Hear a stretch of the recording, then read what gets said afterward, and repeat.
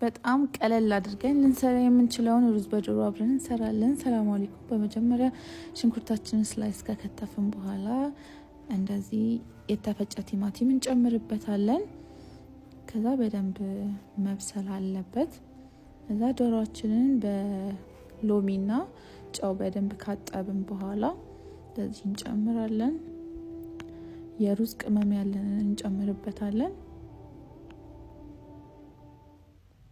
ከዛ በደንብ መብሰል አለበት። በደንብ እያገላበጥን እየከደን መብሰል አለበት።